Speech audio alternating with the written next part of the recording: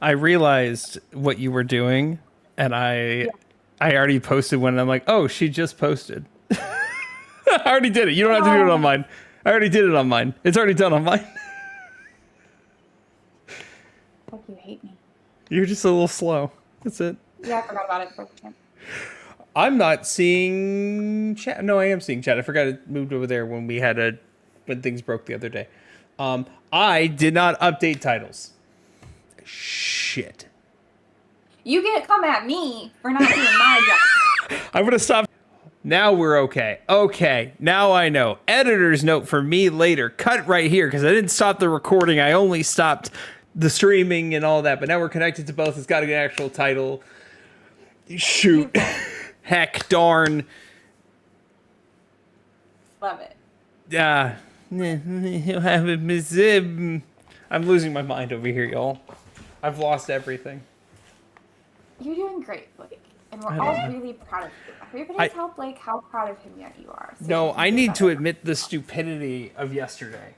Because Emily worked very hard Oh on my this god. nice little doc we have. And my brain usually has on lock, oh, this is what we're doing next week. I forgot about the doc and forgot about what we were doing this week. So instead of looking at the doc, because I forgot it was there, I text Emily, like, what's the plan for tomorrow? And she thought I was high.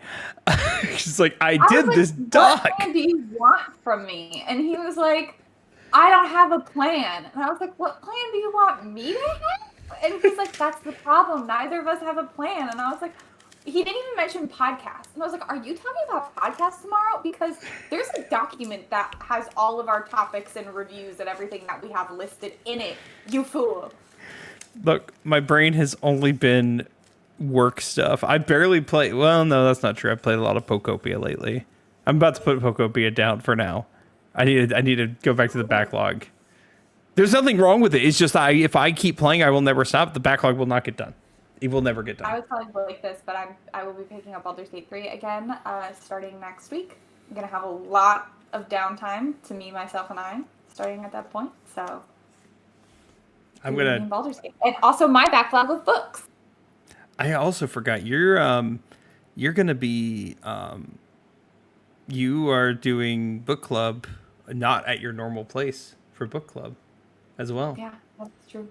Also, speaking of books and book club, this isn't strictly related to my backlog because it was on my backlog last year, not this year.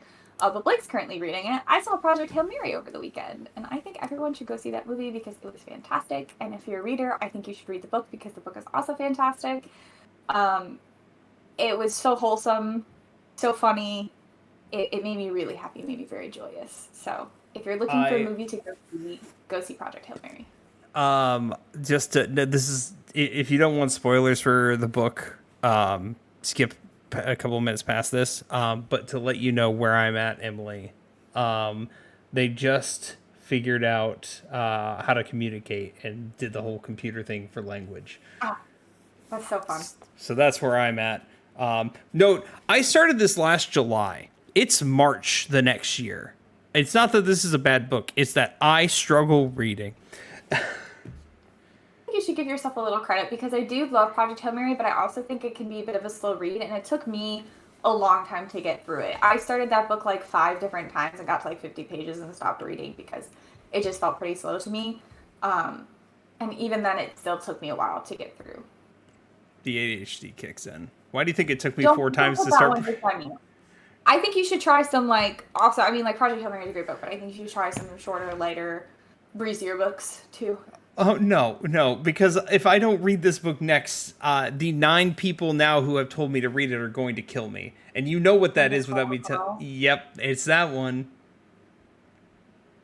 I kind of want to read it myself because for a really long time I heard people saying how amazing it was, and now recently I've heard some people come out and talk about how every woman in that book series is represented as like a monster or a sex object, and I'm like, how reliable is that? So I'm kind of curious about it now. Yeah, because I don't think Cass would love it and try to push me to read it if that was the case.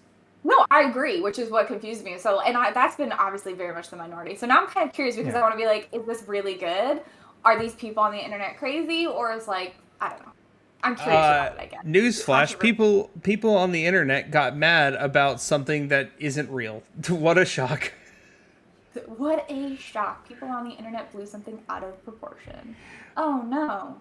Oh wow! I am so. Oh. Book people love to do Anyway. that, though. There is a book drama going on and it's very valid right now, but we're not going to talk about that. I didn't realize there could be book drama. What? Oh my gosh, Blake! There's so much book drama all the time.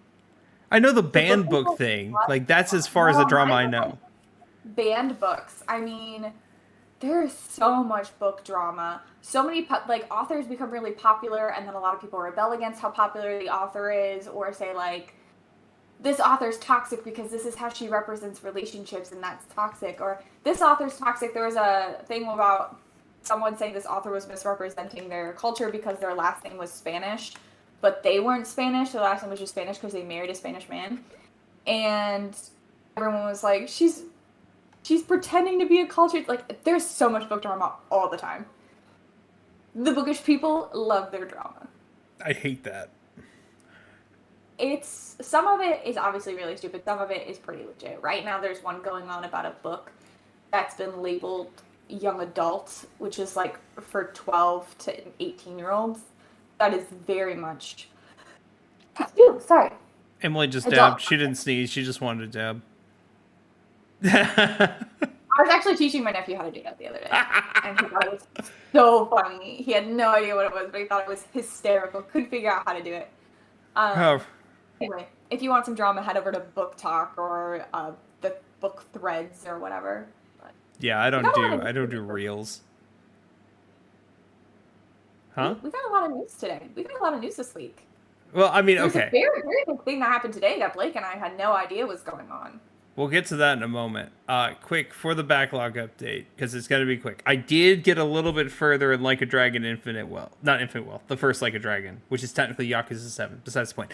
I think I'm going to love it because it doesn't take itself seriously, and it's supposed to make... It seems like it's a game about the Yakuza, but it's also making fun of soap operas, and it's very charming with how, like, over-the-top and goofy it is with the tropes it's doing, and I'm like, okay. I do like that. I like a game that is like actively making fun of itself while telling a story that's still somewhat compelling, and I'm like, okay, I'm into this. This is kind of cool. That's backlog update. Other thing, and I noticed this when I was just checking to make sure Twitch is working and everything. Finn is playing Visage right now, and Emily loves Visage or Visage or whatever. Visage. So I just saw that. Oh, Finn, dang it, Finn. Yeah. I was watching that if I could. I just happened to look over and I'm like, right now. Huh? He's popping off right now. He's partner now. He got partner. I had no idea. Congrats, Finn. That was very... Shout out my boy Ilfinity if you watching this, and I'll make a clip for this later, but Ilfinity, my boy, congrats on getting partner. But you deserve it. We have an episode. I have an episode with Ilfinity last year where we talked about Expedition 33 because somebody didn't finish it in time. Yeah. Maybe Expedition 33 should have thought about that before they did what they did. All right, let's jump into... I'm not the only person I've met who was really struggled to get back into the game after that moment. I feel vindicated. I took a day before I got back into it. Cass took Cass just ended stream and then went back to it the next weekend because she finished it recently. And then my friend Julie, I think, also took a day. But yeah, we all took a day after that one. I needed more than a day. I know. Trust me, I know. We're going to jump now into the news. First thing, we already talked about it last week, but just Emily, so you know, I did end up going to I pre-ordered Starfield for PS5. I'm gonna do it again. That's embarrassing. Because I didn't. Here's the thing. It's a mid game. It's very mid, but I'm willing to give Bethesda another chance with whatever updates they're adding to it. Let me ask you this. This is gonna determine how embarrassing this is for you. Okay. How much money did you spend to pre-order a game that you already beat and called mid? Oh, I traded in quite a bit, if that helps. Okay, but how much was the value of the game? Oh, like $50. But And then you can get the deluxe edition with all the DLC for $20 more, so $70 for all DLC. So I did deluxe. Okay. But I traded in some stuff, and I had a leftover $10 left over on a gift card. In total, cash out of my pocket, $25. Okay, that's some girl math there, because you also could have used that trade-in value for other stuff. But everything else I'm getting this year is paid off, except for Beast of Reincarnation, which still, the physical, every time I go, I'm like, I want to pre-order this. They're like, it's still not in our system for pre-order. I'm like, they said it's going to get a physical, and they're like, we can't do anything about that. I'm like, I know you can't, but why? It comes out in August. Why can't I pre-order it yet? I don't know, man. I don't know. I just can't believe you spent $70 on Starfield. I've got to do it. And to be fair, the when I did play Starfield, I only paid I paid $1 for Game Pass for that month just to rush through it. So now you paid $71. No, cash out of my pocket. forget. Remember the cash out of my pocket. I'm not doing that nonsense. You spent $71 on this game that you called mid. That you've already beaten. Oh, I want to, because look, after these news reports have been coming out saying, hey, these updates are good, they're real good. Oh, you can fly the ship for real now. I'm like, all right, I'll try again. All right, Bethesda. Okay. I can't stay mad at you, Bethesda. I can't stay mad at you. I actually stayed mad at them for a long time. Todd Howard got him, guys. Todd Howard has him in his claws. First update, and I don't like the title because it's not a great title for what's really happening. But you remember a couple years back when the iPhone was forced to switch to USB-C from their old Lightning charging port, and that was due to UK laws changing, essentially saying, like, hey, we need uniformity, blah blah blah, and that forced Apple to change. They're doing something similar for consoles and things like the Switch, where essentially new Switch 2s that are going into Europe. Specifically the UK, they are the EU. They have to start making batteries removable. So if I were to take apart my Switch 2, that battery cannot be glued in, and I can just be able to easily take it out and swap in a new one, right? So this says the best version of the Nintendo Switch 2 may be a European exclusive. It's not going to be European exclusive. That would be way too expensive to develop two versions of the Switch. If they are forced to make these changes, then the US will also get that version. They're just gonna be like, okay, all Switch 2s now have a replaceable battery. It's just like why Apple did not just got rid of Lightning port. Like, it's too expensive to have create two different the same iPhone with two different ports, depending on where we sit. Are you sure? I don't know. I still think about how there's a difference in the Nintendo 64s, but I guess a lot has changed since then. What are you specifically for what? So the game cartridges for the Japanese N64 and the American N64 are not the same. Oh yes, it's the back. Yeah. Yes. That was what I purchased in N64 in Japan. Yeah, that was the cheap way to region lock back when region locking was still a thing. All you have to do though, is take unscrew it and switch backs. I've done it before. Not with something that I own, but I've done it physically before, and it's like, look, that's way cheaper.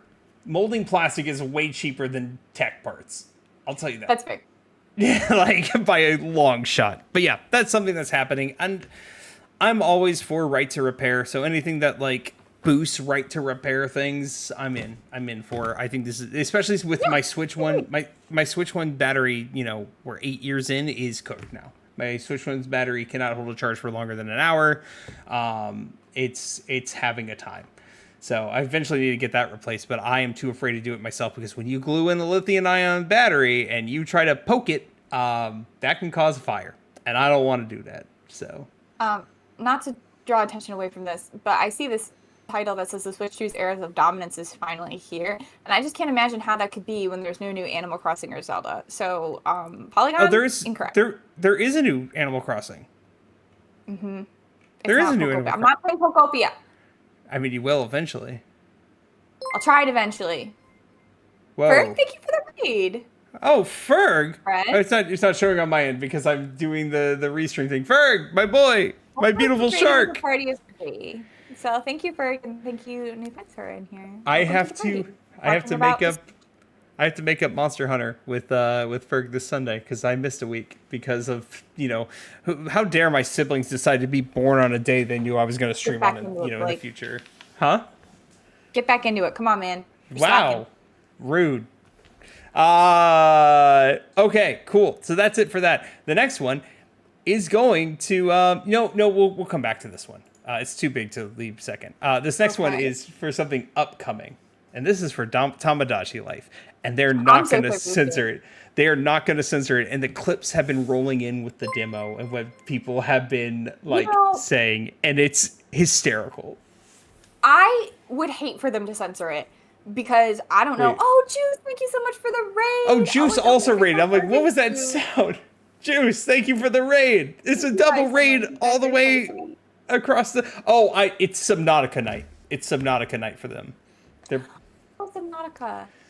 Tell us about it. I just want to say, I don't know if any of you ever watched the memes or the YouTube videos that came out of the Tamagotchi Life for the 3DS where they had the concert hall and your Mii could sing whatever song you came up with.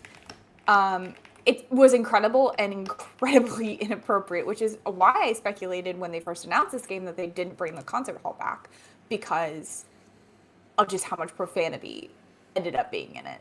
So this actually does surprise me a little, but I'm glad they made this decision because I can't wait to see the memes that will come out of this. We're already getting, I sent you one last night. I don't know if you saw it yet. You probably saw I sent it to you, but I don't know if you watched it. Yeah. No, sometimes you send me things after I'm in bed, and then the tragedy of that is then I wake up and I'm like, oh, Blake sent me something. I'll check this after I finish getting ready for the morning, and then I just forget about it. Yeah, that tracks. So time of day to send me something, it goes into a void.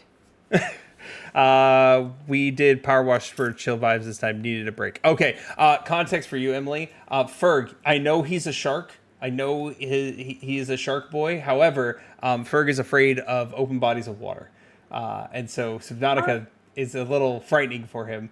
And so sometimes, Correct. we need the I would little also bit. classify myself as someone who's afraid of large bodies of water. Not in the sense of if I went to the ocean, I would be comfortable swimming in the ocean. If you try to get me on a ship to go out into the middle of the ocean, I would no longer be comfortable. So I think that's very fair. And also Power Wash Simulator, super satisfying and very fun. So I support that. Em, I think you are getting Tamagotchi Life next week. Yes, I plan on playing Tamagotchi Life because this looks more up my alley. No offense to Pokopia than Pokopia. Pokopia seems to have a lot more collecting items and building than I really want to do. It seems a little bit more Minecraft than I'm into. Em, you spend hours building pathways in Animal Crossing and Dreamlight Valley. Nope, we have to rediscuss this. I've drawn this line for you before, and we have to draw it again. Building is not the same as decorating. If I can go to Scrooge McDuck and say, here's 1,000 coins, please give me all the paths I want, and then just hit a button to lay them down in a specific order. If I have to go to a tree and cut down a tree, and then I have to go get some pieces of rock and some clay, and then I have to go to a table, and then I have to craft it. I don't want to craft items. I don't want to hoard resources to craft items, to build streets and build houses. I don't want to take little squares and set little squares on top of other little squares. I don't enjoy a building mechanic. I didn't enjoy it in Tears of the Kingdom. I don't enjoy it in Minecraft. I never will. I want to go to the Tom Nook of this establishment and say, please take my money and build me a cutesy house. You hear to hear first, folks. Emily is pro-capitalism, and that's the end of that. I don't want to work for it. Actually, that's anti-capitalism at that point.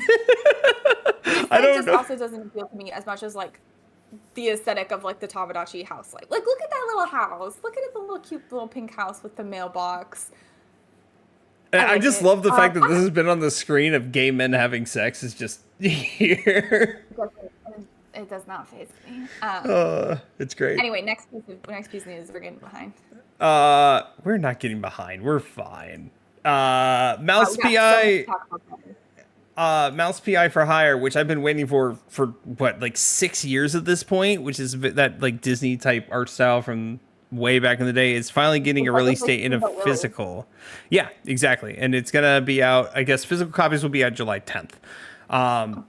It looks very interesting. I have been interested in this since it was announced.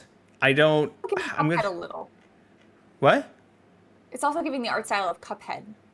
Yeah, I mean it's not the same people, but it's I think it's No, it like just has that. that very aesthetic It's that hand drawn. Every frame is hand drawn art rubber style. house style is what you said. Rubber hose Ah, style.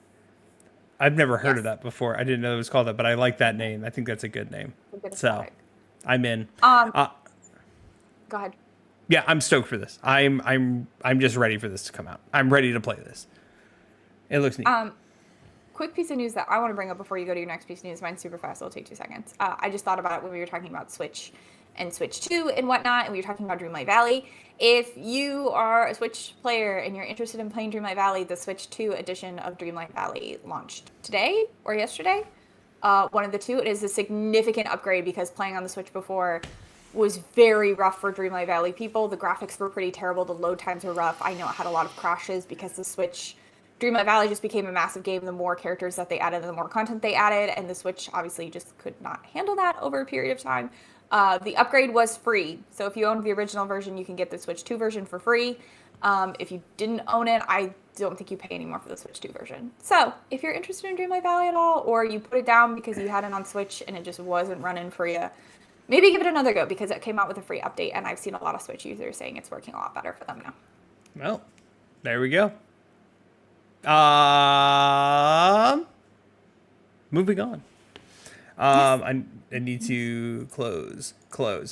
All right, now we're going to quickly talk about the Xbox Partner Showcase that Oh my goodness. I called Emily 2 hours ago and said, "Hey, did you know there was a Partner Showcase this morning?" And she's like, "I'm sorry. When? When was this announced?" Neither of us knew. Neither of us knew. And then we spent about 30 seconds looking through the list of everything that was announced. And I was like, well, I didn't need to know about it anyway, because I don't think there was anything interesting in it. So No. Blake, I'm giving you 2 minutes to talk about this because I don't think there's anything fun in here. Hunter the Reckoning. Don't know anything about it. Wuthering Waves. This already exists on other consoles. Does not matter. Why is she dressed like that? It's Why anime. It's a JRPG. It's not. It's a gacha game. Sorry, dang, it's anime. Yeah. The Expanse of Cyrus Reborn. Again, don't know anything about this. A Wild Tintin, you're correct. I think we all forgot Xbox existed more, or that they could do showcases. Look, Xbox does one thing and one thing well, and that is controllers for my PC. So that's it. I am interested in this Blumhouse one though. Yes, this one looks interesting. Blumhouse is a like cozy, spooky. I don't want to say horror, but it's like a spooky inspired type game. Doesn't Blumhouse also make movies? Didn't it make the Five Nights at Freddy's movies? Well, this is Blumhouse games, so Blumhouse, yeah, they do have films. The whole thing that they made a new gaming company, but that they were originally like a film studio. Yeah, they do films. I think it's Blumhouse. We keep saying Blumhouse. I think it's Blumhouse.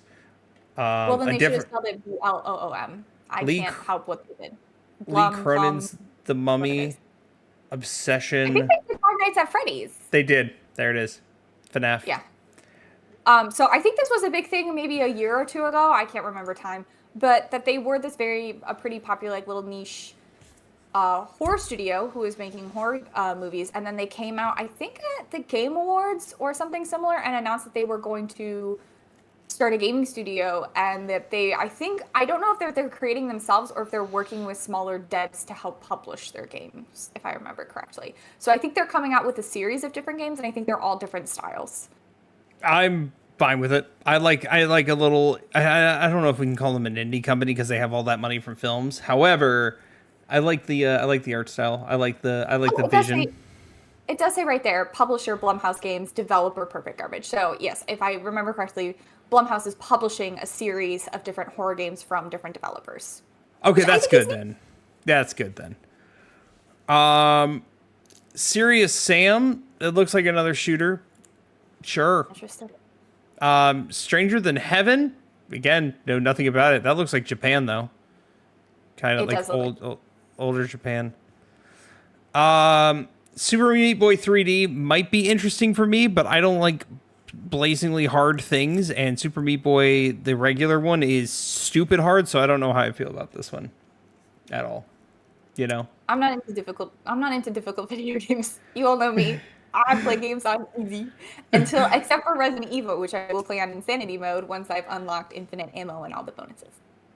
Ascend to Zero got a trailer, which I guess is it's a Ben's Time with Action. It's a roguelike. Okay.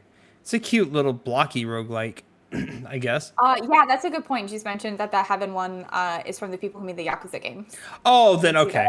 Then as much as I'm liking Like a Dragon right now, I might like it then, because Like a Dragon is great. I've heard nothing but great things about them. Dispatch is coming to Xbox. It already exists. Like, okay, cool. Don't worry, everyone who only owned Xboxes and couldn't play these games elsewhere. Now you can. Rebellion? Sure. It's an alien game. Meh. Frogs. Okay, this one looks like a multiplayer game. Yeah. Look, they look cute. They're Frogs, like little repo robots, but their eyes are higher up on their heads. Subscribe Friendslop. It's a Friendslop co-op Frog Squad. Hold on. Is this gonna be on PC or PlayStation? Because this just sounds like it's moving to. Oh, Ferg says he tried the frog game and it wasn't good. Oh no! Guess it's time to play Peak again. Oh, did you see that Peak is in Fortnite now? Yeah, I saw that. Actually, I did see that. I saw the developer for Peak also was playing with mods. Like, hey, I want to showcase these awesome mods I found. I'm like, good developers. Oh, the people, they're cool. There's actually one who does the social media content, and she talked about how everyone was mocking her player character because she didn't have most of the badges. And so there's this guy who does like peak climbs with people to help them get badges, and she contacted him and he did a bunch of peak climbs with her to help her get badges so people would stop making fun of her on social media, and it was great. Remind me to find these Flippy the Phone clips to send to you. Okay. Because I don't know what that means, but I'll remind you. It was this game this dude was playing independently, like by himself, and there was a narrator in the voice. The developer, who's also the narrator for the game, I guess got himself in this guy's game and was talking to him, and he's just like, "Who are you? Why are you in my game?" "Well, Flippy, I'm the narrator." And he was like, actually the developer, though, just fucking with him the whole time. It was very funny to watch. Yeah. Ferg, we'll strike that off the list. Bluey is coming back. I have the first Bluey game for PS5 to play with my niece at some point, and I'll be doing the same with this one, probably for her. Bluey's so wholesome. Good for Bluey. Stalker 2. If you like the first Stalker, you get another one. Oh, this is for DLC. Okay. It's for DLC for Stalker 2. Okay. Musa is a series I know people got excited for. I don't know anything about it, so. The name Musa Dirty Fate is pretty bad, though. Yeah, I don't like it. Like, Musa already sounds dirty, and then you add dirty into it's just not good. I'm just trying to quickly go through the rest of these. That doesn't matter. Hades 2 is coming to Xbox. Oh, hey, crazy. It's already been on Switch, PlayStation, and PC. So.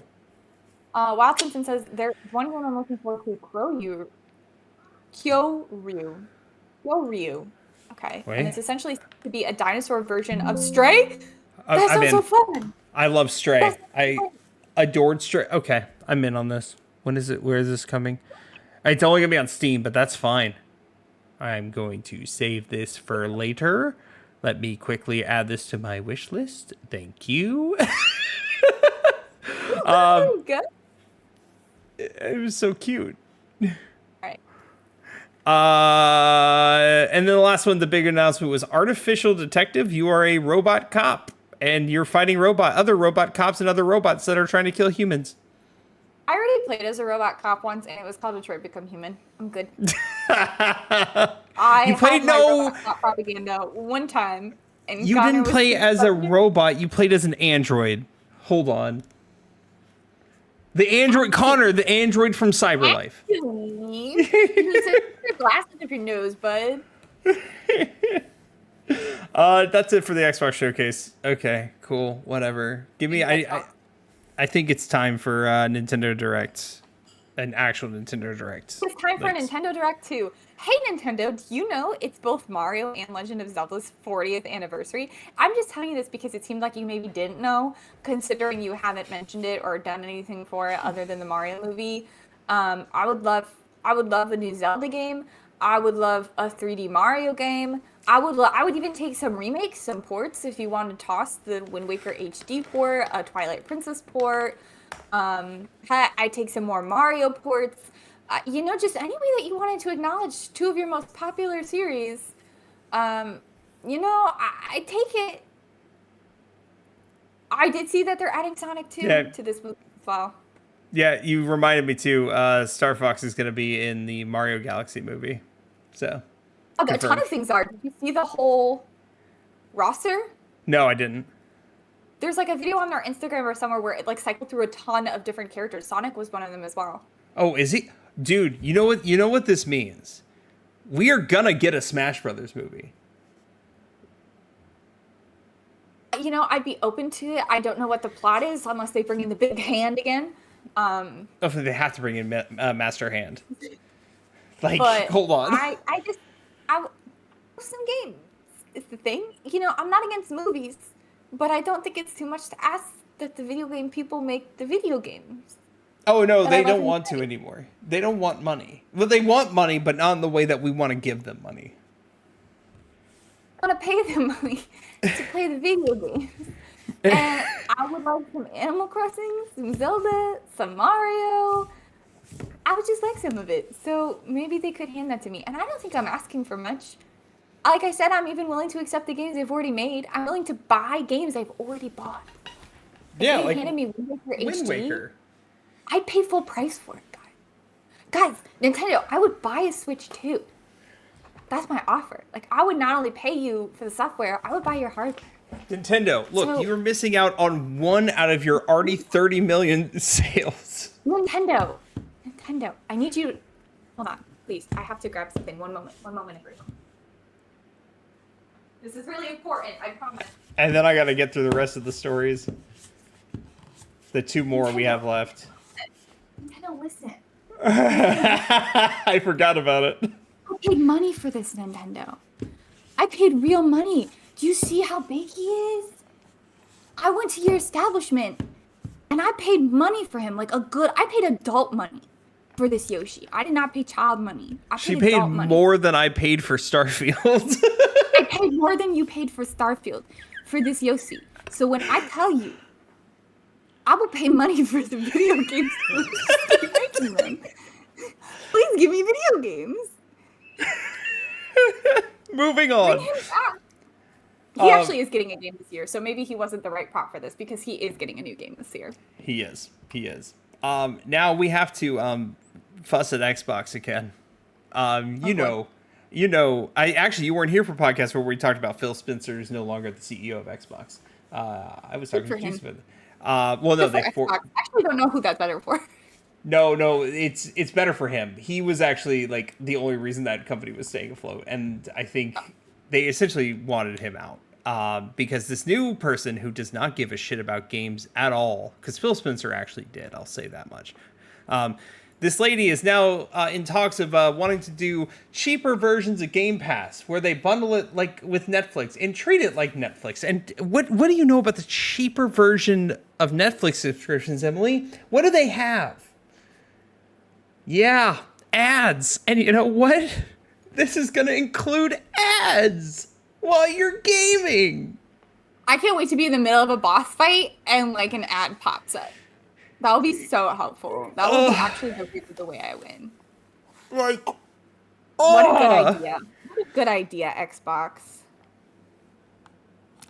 Here's the thing. Y'all can talk about console wars and PC's better and blah, blah, blah, blah, blah. The only person who's ever said, hey, it's a good idea to put ads in our games is literally Xbox. And this is not the first time we've talked about this. QuickTime Event gets an ad for better.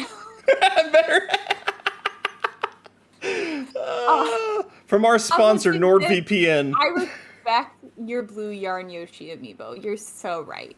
We love and respect Yoshi in this household. He is the best Mario character. Also, I love your umbrella. What do we call those badges? Yeah, the same one. I have the umbrella one. Why don't I have the umbrella one? I got it from watching you play Resident Evil 9, and after I watched it for a certain amount of other time. people play it. I watched C-Jug play it. You didn't watch it on Twitch. You did. Your audio didn't come through. He doesn't stream on Twitch. Anyway, let's keep going because we got to talk about our main topic at some point today. I know. We have one more story, and this is time to point and laugh at the AI slap, because Crimson Desert, which has already got very mixed reviews, essentially got caught using AI art. Disgusting. And they admitted to it. They didn't try to hide it after they, admitted to it. Did they admit to it after they got caught? Yeah, they admitted to it after they got caught, so they still tried to hide it, but yeah. It's not great. It's still not great, because this is the prime example. Look at this horse. Look at him. Look at that horse. Look at that horse. Look at this horse. Look at the man. Look at the man on the ground. Yeah, look at that man. Look at that Lord Farquaad ass looking man on the horse. Well, not even this man is on a horse who is Edna also. Mode. That's Edna Mode from The Incredibles. Look. So happy she got to make it into this painting. Look, this is a man on a horse, but this is the horse's butt, so he's facing backwards, but this is also on top of the butt of the horse. It's with no legs, so it's part of the horse. It's a backwards fucking minotaur, because this is also a man. Go to the right and look at the horse that also fades into like the background. This one right here? It's the brown horse, yep, with the legs. And then all the people look so bad. The man on the far right has, I think, a rock for a head. Yeah, right here. That man. Yeah, it's bad. Here's another Minotaur man. And don't use AI art. It's lazy and it steals from real artists. It's really bad. Make your own crap, man. Make your own crap. I could have asked my nieces and nephews to draw this. So. I hate it. I hate the internet. Not the internet. I hate AI. But this is a friendly reminder. Yes, we are all excited for the AI bubble to pop. But unfortunately, when that AI bubble pops, that doesn't mean AI is going away, because the internet bubble also popped. That just means investors are no longer going to invest heavily into AI. So AI content will still be around. There are ways to use AI well. Generative AI is not it. Generative AI that is localized and not being fed things from other artists. Let me iterate. Is there such a thing? Yes, you can make localized AI systems that are not using data centers and water loops. Well, don't turn it into your girlfriend no matter what you do. Yeah, that's weird. If you do that, then you deserve to be bullied. You deserve to be made fun of. Is that a bad thing for me to say? No, it's not. No. Don't. Don't do it. Go out and talk to a girl, you nerd. Sorry. Or boy, whoever you want. Just don't use the robot. If my stupid dumb ass can get a girl to marry me, you'll be fine. You'll figure it out. It's true. He did.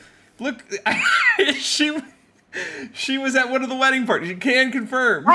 That's the only reason he and I know each other, is because he got a girl to talk to him. And that was one of my dearest friends. How my stupid ass managed to do that, I don't know. But if I can do it, you can too. Yoshi believes in you. A wild Tintin, thank you for following. Thank you for the follow. Let's get into our main topic for tonight. We're talking about mid-sized games. And we're talking about not this Starfield. Not Starfield. Not a lot of games, actually. I feel like we've just hit this point where games are either like a 10-hour experience, or they're a 110-hour experience, or even like a 60 to 70-hour experience, right? Yeah. And I know that we often equate that with value, because video games have gotten so expensive. If you're paying $70, $80, $90 for a product, you want to get the time. You want to get the time out of it for the money that you put into it. But this topic came to my mind because, if you've been keeping up with me, I recently played the Mass Effect trilogy for the first time at the end of last year and beginning of this year. And it was so refreshing to go into a game that was 20 to 30 hours. 35 at the longest end of things. I was doing all of the side quests, and there was no bloat in it. There was no endless areas to explore just to cross them off the map. There was no blank map that I had to fill in by going to every little area. I could focus on the story. I could focus on the quests that actually meant something, the fun side quests. I could focus on talking to my companions. It was just so nice and refreshing, and it didn't feel like I was settling down for this huge commitment, which also puts me off from playing games a lot of the time. And so even though the entire Mass Effect trilogy ended up probably being 100-ish hour experience for me, it was so much more digestible, and it did feel like a longer experience because it was broken up into 3 games. And so I would just like to see that come back. I would like to see mid-sized games, these 20 to 30, 35, 40-hour games, make a reappearance. Even if it means we're breaking games up into 2 or 3 different games. I think, so those games still are around. They're not as common. But I think a lot of this, and my big reason for it is not necessarily length, but open world fatigue is the big reason for me. Right? Yeah. Because a game like Persona 5 is 100 plus hours, but I don't get that open world fatigue because it's not that big of a world. Right? See, I haven't even started Persona 3 because I know that's going to be 100, 110 hour experience for me, and it seems so daunting. My biggest problem is just the checklists on a map for too big of areas. What Goseyote last year, and that wasn't even that big of a map, all things considered. It's not even that big, but even got to a point I'm like, this is getting daunting. This is becoming a lot. I don't want to do this. I started Oblivion, and I got 10 hours into Oblivion this year, and I'm like, this is too much. There's too much to do. And I think there's a time and place for it. I think occasionally it's fine, but because it became so popular in 2010, 2011, 2012, whatever, it has oversaturated the market, and that oversaturation never really stopped. There are exceptions of recency that people who did it technically correctly, where you can have an open world game, but it still be a mid-sized to small game. The Spider-Man games are the ones that come to mind, right? Mm-hmm. All 3 Spider-Man games. They're all technically open world. However, they all can be platinumed in 20 to 25 hours. They're not huge, right? And I have such respect for that. I think another part to this is that they were shorter games, and obviously they weren't going for like the photorealistic graphics that we have to go to now, right? I was just looking that up. Mass Effect 1, 2, and 3 all released within 5 years. Yes. Within a 5-year period, they released 3 different games for this trilogy. And I just it's now 7 years between games. I mean, how long was it between Kingdom Hearts 2 and Kingdom Hearts 3? And now Kingdom Hearts 3 to Kingdom Hearts 4. Well, okay, but those are mid-sized games. And it's just taking forever for them to come out. That's what I mean. But then, even the bigger games, you're just expecting, I pretty much expect a huge turnaround time between any game in a series. It's now been, Animal Crossing isn't a mid-sized game by any means, but Animal Crossing is now going on 6 years in between games, right? And it used to not be that long. And I get things have changed and the graphic standards have changed. But I would just love to see this kind of come back where we're putting out games in this kind of category that aren't focused on being this photorealistic, huge 200-hour experience, and we can get out these really nice games that are 20 to 30 hours. That, Mass Effect is not a photorealistic game, but it's still fantastic, and it's still a lot of fun to play, even with how wonky the graphics can be at times. I know Andromeda got a lot of crap for how wonky it was at times. Still a fantastic game series. I don't know. I like to be able to pick up something specifically. I want to knock this out in a week, right? And being able to knock it out in a week and be like, okay, I got my fill and move on. When I play bigger games, when I played earlier this year, because Emily begged me to play it, and I did have a good time. I'm not gonna lie, I still enjoyed it. Star Wars Outlaws, right? I know. But once again, I want to be able to finish something like that in a week and a half. And it took me a month to get through that whole thing. It took me a month because it's massive. There's so much to do.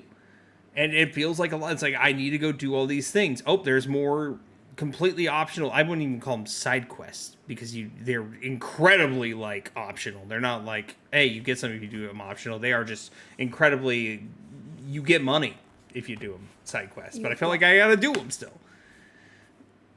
I want to also add too that there's something to be said here for price point. Then, right? You know, you don't have to the size of these games, the graphics quality does not have to be this AAA, you know, you're investing millions upon millions of dollars into it, therefore you have to charge $70 for it, right? If you're putting out something that doesn't have to be photorealistic, that's only 20 to 30 hours, you can afford to charge less for it. I mean, I purchased the entire Mass Effect trilogy in the Legendary Edition for $50 or $60, right? And, you know, that's more up to par, but that was technically 3 games in one. So if you know, took those out, they probably wouldn't be as bad. So I feel like there needs to be this kind of middle ground with games as a whole. And I know I use size as, you know, a way to kick this conversation off, but something in terms of like price, size, and then also not expecting photorealistic graphics constantly. I feel like we would have this great middle ground where people would be a little more free to make these fun niche games. Without also the pressure for gamers to be like, well, I'm not investing $60 in this, right? I'm not investing $70, $80 into this. And I know that there are indie games. I know indie games exist. But something more along this line, you know, more, I guess, AA games is what I'm saying. Not these AAA titles and not like the single A of indie games, right? This kind of AA that seems to have disappeared. Well, I don't even think you can call it AA, because remember, you got to talk, when you're talking about the A's, you're talking about budget, right? And we've had AAA games that fit in that mid-size. Once again, Spider-Man is the AAA example here. But if we are talking like A's, I guess, your AA's, your Expedition 33 is technically a AA. Yeah, but then my question then is, Expedition 33 is another great example. But then my question then is, how much does Spider-Man still cost? Yeah, it was still 60. And so that's my point, is like, if you get something that doesn't have such a large budget and you tune it down a little to like a AA title, right? You can charge less for the product, and so people can feel more comfortable buying more of these mid-sized games, and they don't have the studios also don't have to make these insanely photorealistic or like the most beautiful graphics they've. I'm not saying they intentionally make them ugly, right? But I'm saying not every game has to try to look as realistic as possible. Oh no, I'm tired of the I'd rather play something that has an interesting art style. A good example, and this is not. I wouldn't call it mid-size. It's more of the small area. And I told Emily when I played this recently. Road 96. Yeah, Road 96. It is. I paid $30 for it because it was the physical copy and it was an indie studio. That's just how that goes. And it was only 8 to 10 hours long, right? But it wasn't like visibly stunning. Like it wasn't the prettiest game in the world, but it had a unique enough art style that it grabbed me in. I don't need this DLSS 5, which is making things take longer to come out. But besides just that, don't bring that into this. But like, I don't know. I got more. I don't like using. I used to do it. I used to be like, oh, I bought Persona 5 Royal for $50, and I got 100 hours in. That means per hour I spent blah blah blah. I don't do that anymore. And the only reason I don't is because when I paid $30 for 96 and I play 8 to 10 hours, I now am measuring off enjoyment. Like, okay, do I feel like I got $30 worth of enjoyment out of this? And for that, it's an example of yes, I feel like I did. Right. I think lowering the cost is helpful, especially getting people in, because now there are too many people who will look at a Spider-Man or a Spider-Man 2. It says it's $70 for Spider-Man 2 and can be done in 25 hours. It's hard. It is a harder pill to swallow, but at the same time, you got to go in like with some kind of expectations on how it was made. But if we get rid of the realistic side of things, like you had said, to make it an easier price point, more of these things would be made. More money could be made because you're not spending as much money on assets to get these things to look good, etc. Let's look at like RE9. RE9, on your first playthrough, how long did RE9 take you? RE9, my first playthrough was about 12 hours. 12 hours. How much did you spend on RE9? I think it was $70. I got it as a gift, but I think it was a $70 game. And I put 12 hours into my first run. I did another 4-hour run. I did another 8-hour run, and then another few. So I probably put just under 30 hours into RE9 with multiple playthroughs. But those games are always intended for multiple playthroughs. Do you think, based on its length, that it was still worth it? Worth the $70? so, but also I think Resident Evil is something that you go into knowing it's going to be shorter, but it's also something you go into knowing the quality, right? It's the ninth Resident Evil game. That's not to say every Resident Evil game has been consistent, but between 7, 8, 9, and the remakes, RE6. RE6 exists. But I mean, if you look at the last like 6 games, 7, 8, 9, 2 remake, 3 remake, 4 remake. 3 make is a great name. Hold on. 3 make is the right thing to call it. Don't correct yourself. That was excellent. 10 out of 10. They've been of exceptional quality, right? So I didn't feel like it was a risk to purchase Resident Evil 9 because of the reputation of the series and of the developers. I think that situation could have been different if I didn't go into it knowing it was going to be a 12-hour experience. But I also will say then, though, that creating shorter, less expensive games with less budget, I feel like we've seen so much pressure. You and I were talking about this, I think, last podcast or the podcast before, about developers saying, hey, you have to make this much money off the game, or we're going to get rid of this studio, or we're going to do this, or we're going to fire people because this game costs so much time and so much money to make, right?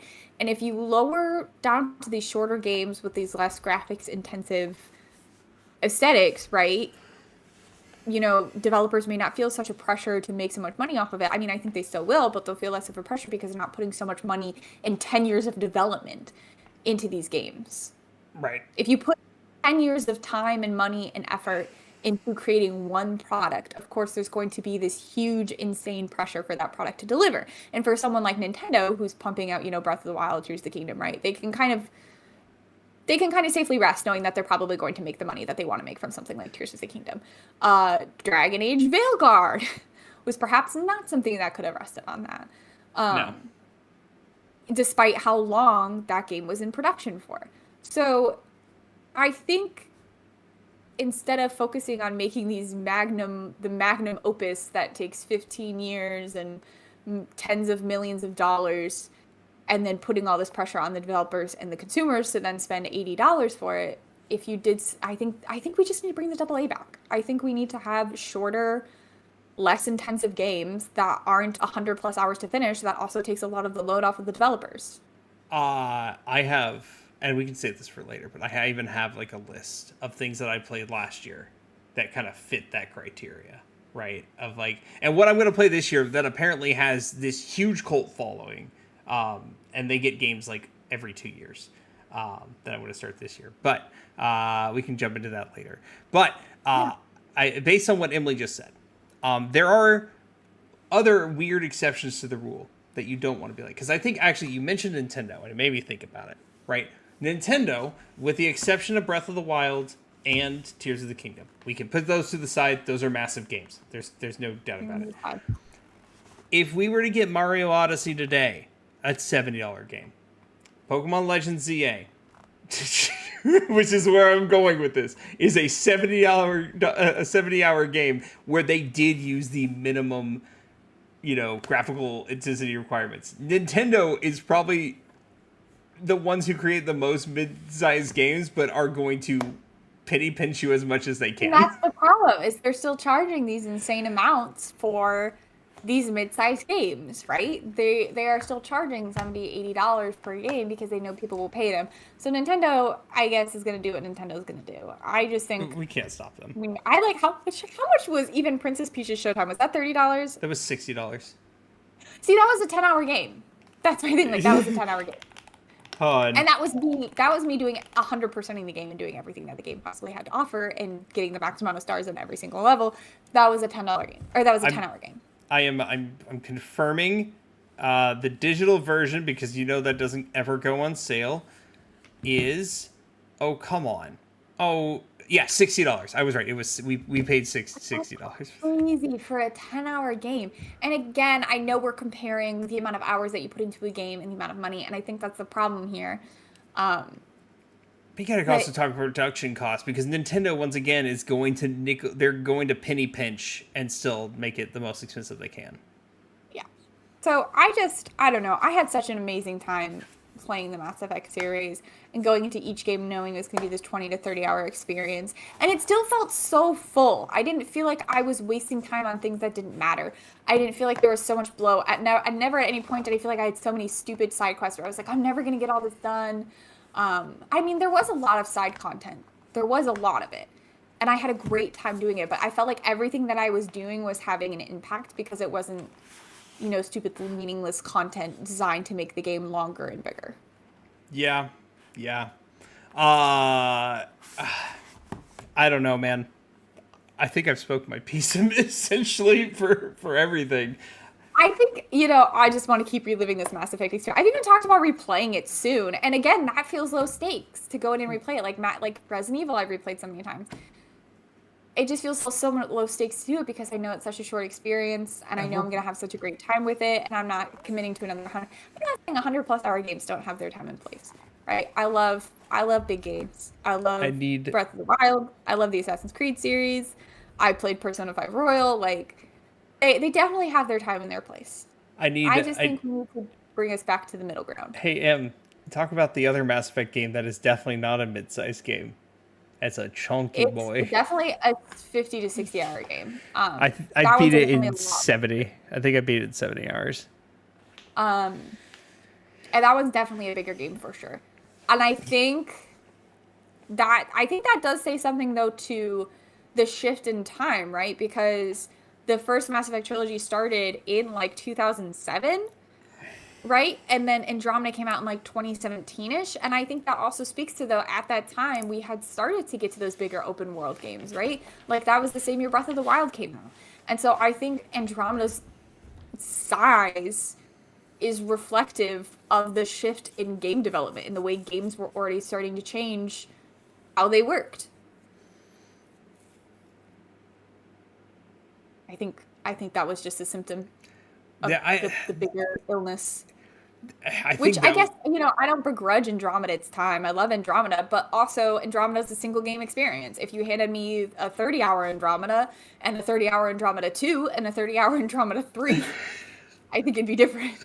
It'd be a very different experience, I think, overall.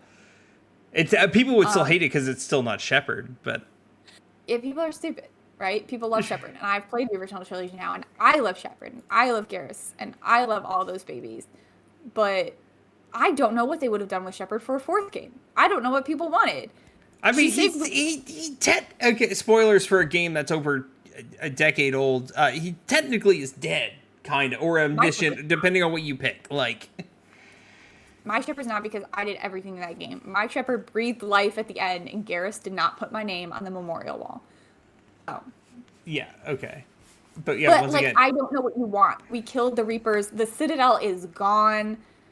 Like, there's so much of Earth that's just completely destroyed. Shepard's tired. Let Shepard rest. Let her sleep. She died. And Mass Effect Shepard gets a nap. Mass Effect Shepard, man. Like, I love the idea of going to a new galaxy with new aliens to like talk about, and in the tie-in to the original series, that like you find out like 3/4 of the way through Andromeda that the only reason the initiative even happened was because they knew the Reapers were coming and they wanted to save the population, or at least portions of the population, and get them out of the Milky Way, which is why they started this whole thing to go to Andromeda in the first place.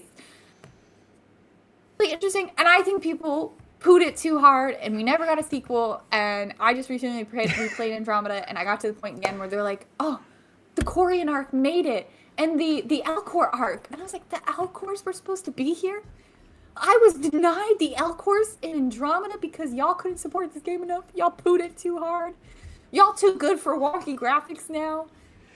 Ferg, thank you for, pushing my narrative of Mass Effect Big Nap. Appreciate that. I'm going to quickly... That should be a massive nap. Massive Nap 1, Shepard rests. It's sleeping simulator. Oh, sleep, you sweet prince. I'm gonna quickly go through a list of mid-sized games though that are not Mass Effect, because we have a whole Mass Effect episode planned. I think next, according to the doc. I can talk a lot about Mass Effect. Blake and I have both played it, and neither one of us technically reviewed it. And I don't know who's really asking for a review for a series that came out 2007 to 2012, but I want to talk about it. I'm obsessed with it. I technically played all 4 of them for the first time last year, so... I want to talk about them. Yeah, we will. But okay, quickly. I learned that Blake apparently thinks Garrus is just okay. He's not bad. He's no Tally. He's no Liara. What about Liara? What about Rex? You know what happened to my Rex. You know what happened, and I need to restart. You're a freaking loser. That's what I need to replay. I need to replay and get him back. 9 hours in Mass Effect 1. Some of us spent 25 hours in Mass Effect 1 and didn't kill Rex. Yeah, because Unbelievable. it didn't. Listen, I didn't. I'm gonna go back and fix everything, and also not play as Vanilla Shepard like I did the first time. That was a mistake. Yeah, you gotta go back to that series. I actually thought I was deranged when I was like, because I was like, Blake did this in 9 hours, and when I hit 12 hours, I was like, I guess I'm just a little slow. And then when I hit like 20 hours, I was like, is this concerning? And then I hit 25 hours, and I was like, Blake did something wrong. I did. No, I did. I didn't know what I was doing. That was also a different time, and I was in a bad place. But you gotta replay it, and you gotta redo the Citadel DLC with Rex. Rex is my favorite character. I think he's so great. I'm curious, though. I'm not gonna make us keep talking about Mass Effect. This is my last question, I promise. Did you do the whole cure the genophage thing in Mass Effect 3? Yes. Who pitches it? Who it comes to you and is like, we have to cure the genophage? I can't remember. It's I think it's Grunt. I'm pretty sure. Oh, okay, interesting. I did that whole side quest. I just can't imagine. No, it's like a main quest. I just can't imagine it without Rex. That's very curious. Anyway, we can stop talking about Mass Effect now. Okay. Here's a quick list of games that I played last year that are mid-sized that I think are worth it and a good time. If you want that Persona feeling, but not the length of a Persona game, and you mainly want to focus on combat, Shin Megami Tensei 5. Good time. It was great. Fit the bill. It was only one playthrough, and you can do multiple, was about 20 hours. Good length. And I only paid $20 for that game. So, cool. Final Fantasy 16. I don't like praising Square Enix that much lately because they've been pissing me off. But Final Fantasy 16, it's a 40-hour, and Final Fantasy's been very good about this. They're not stupid long. 45 hours for a Final Fantasy game I didn't even take me that long. I think it took me 38 to 40 hours to do. And I did a lot in it. Highly recommend. Great game to play. Blue Reflection Second Light, and this is a company whose other games are going to start playing this year. The company that made Pokopia made this game.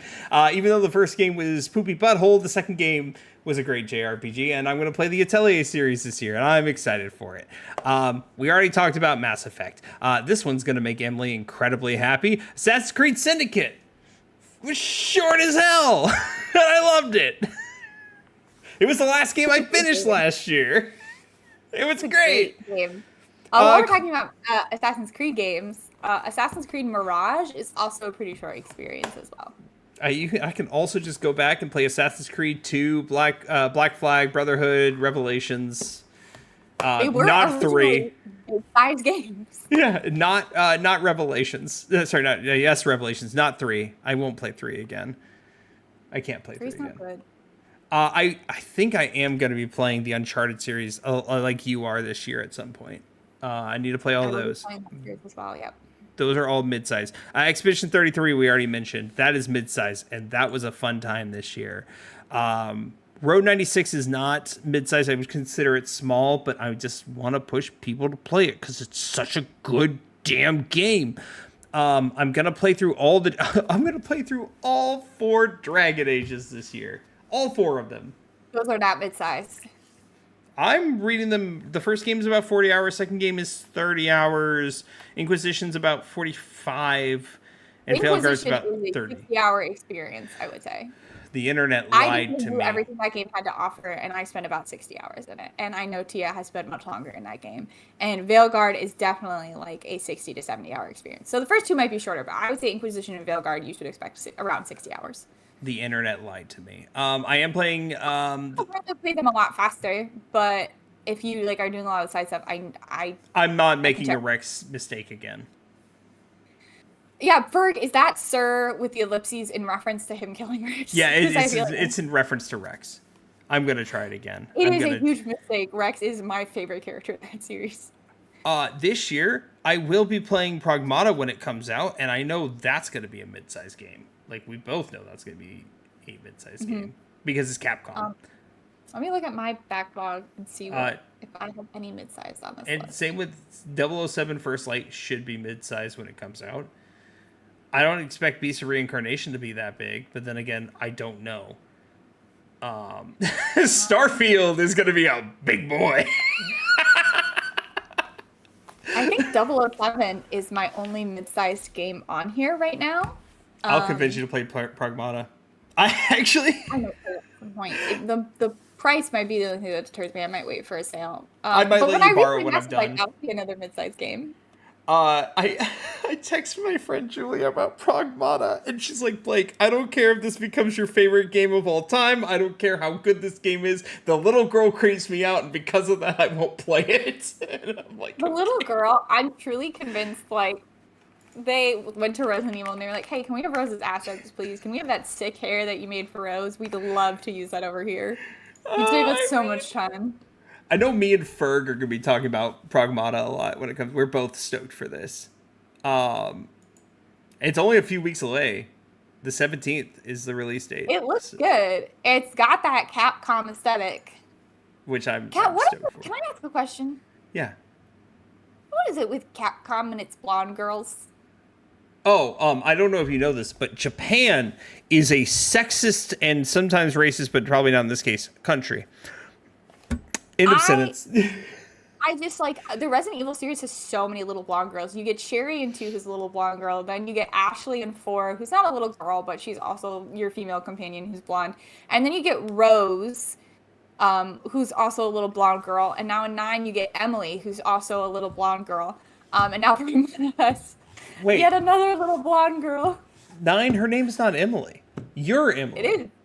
No, her name's Emily. Oh, the child is named Emily.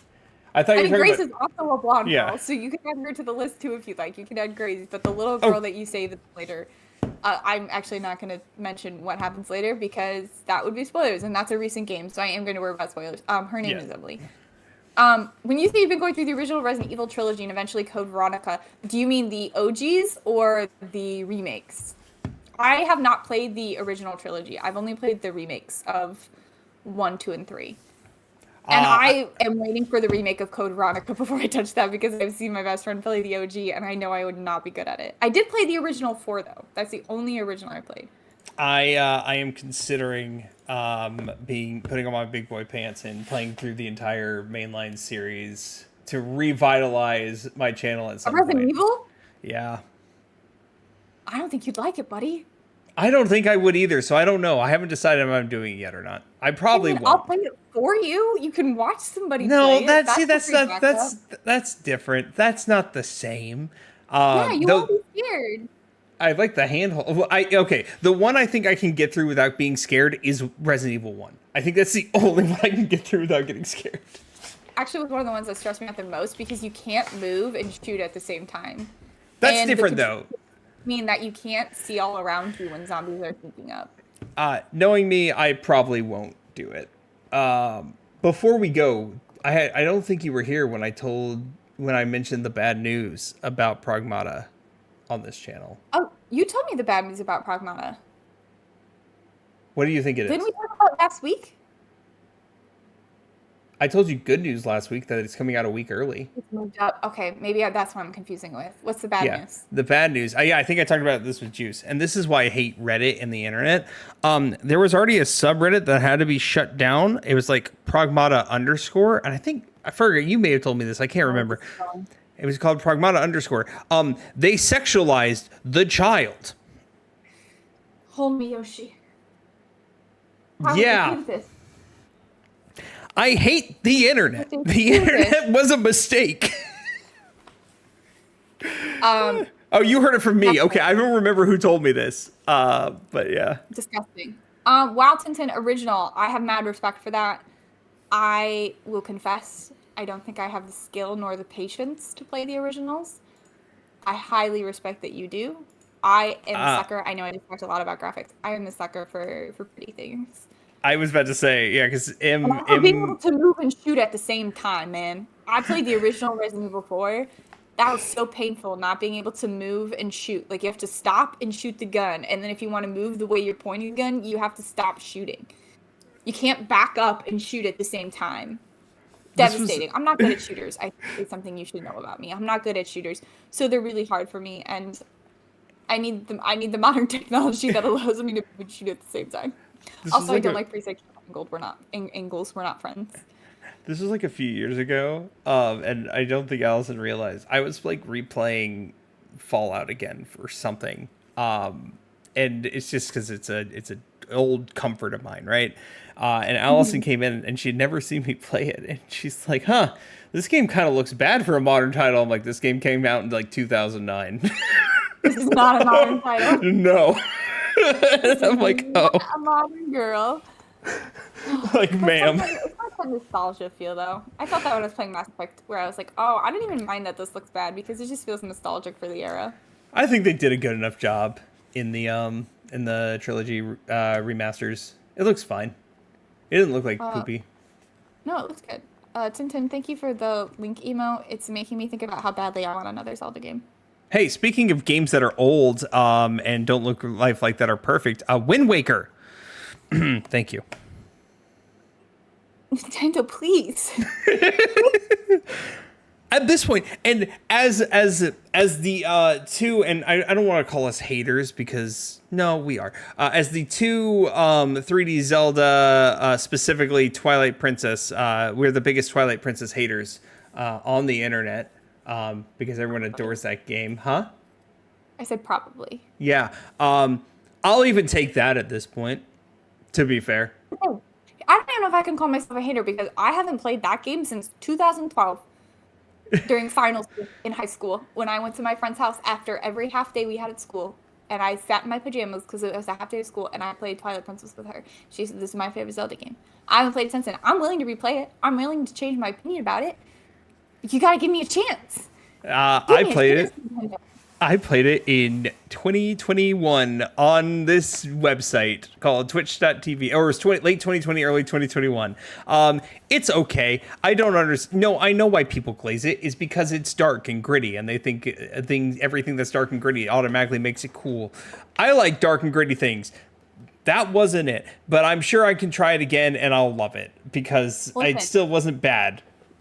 2012 Emily had an unfair prejudice against werewolves. She was in the middle of a Twilight love triangle. She was tired. She couldn't handle it anymore. She didn't want to see him anymore. I'm not that girl. I've let Jacob go. I don't like that man. I've moved on. I've healed.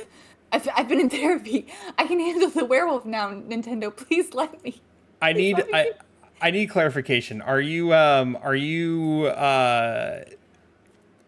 you mad at Jacob the werewolf or at Taylor Lautner? Oh, I have no hatred against Taylor Lautner. Okay. I don't have any reason to dislike that man. He's just a man. He's just a man. He's just a man. It's not his fault he played one of the most insufferable characters. I really wish that him and Taylor Swift would have made it work out because I would have loved Mr. and Mrs. Taylor Lautner. Stop. Can I tell you something? Yes. Taylor Lautner is married to a woman named Taylor.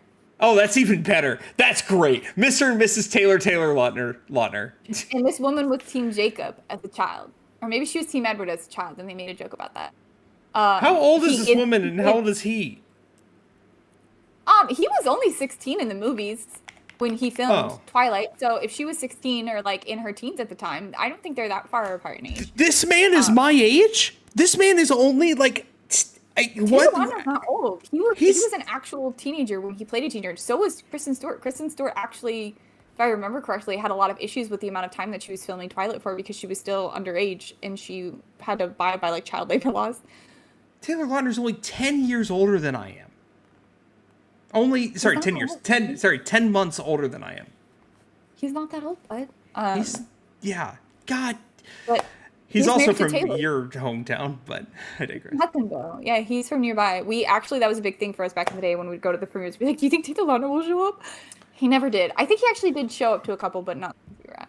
We did the thing with when the Hunger Games were being filmed in Baton Rouge because apparently there was a lot of spottings of what's his name, the guy PETA, what's his name, Josh Hutcherson. Yeah, he make appearance at a little like strip mall area called Perkins Row in my hometown all the time. That's fun.